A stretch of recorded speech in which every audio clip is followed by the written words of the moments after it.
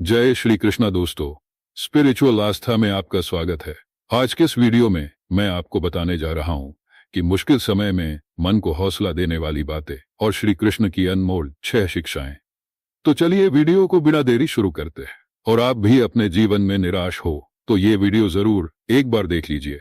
मुश्किल समय में मन को हौसला देने वाली बातें, श्री कृष्ण की अनमोल शिक्षा भूमिका। जीवन की चुनौतियां और समाधान। जीवन का हर दौर एक नई परीक्षा लेकर आता है। कई बार चुनौतियां इतनी बड़ी होती हैं कि मन और आत्मबल कमजोर पड़ने लगते हैं। ऐसे मुश्किल समय में श्री कृष्ण के द्वारा दी गई शिक्षा हमें न केवल आत्मबल प्रदान करती है बल्कि हमारी समस्याओं का समाधान भी बताती है।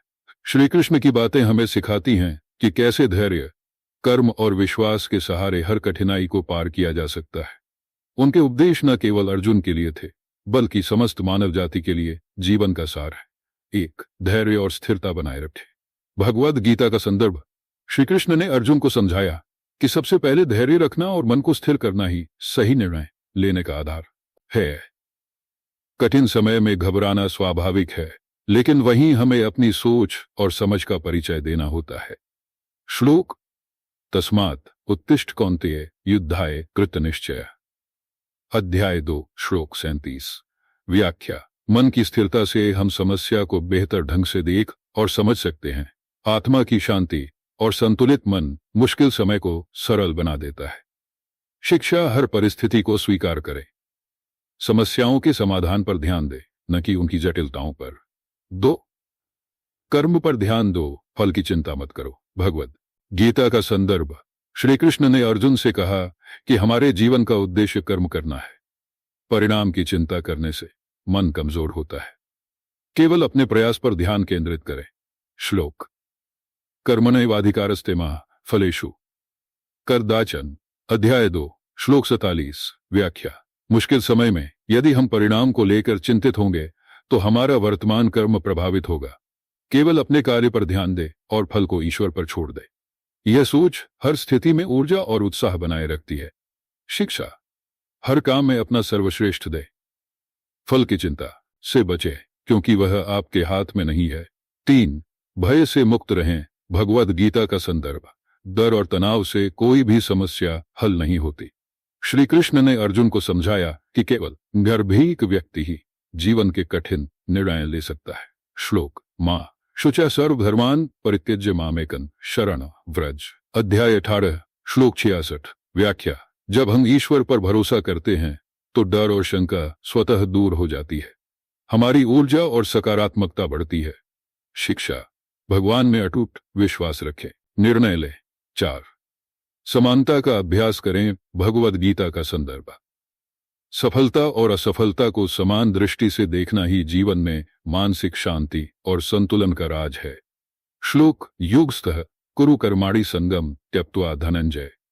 अध्याय 2 श्लोक 48। व्याख्या: जीवन में सुख दुख, सफलता असफलता, लाभ हानि सब आते जाते रहते हैं। इन सभी को समान भाव से स्वीकार करने वाला व्यक्ति ही वास्तव में सशक्त होता है।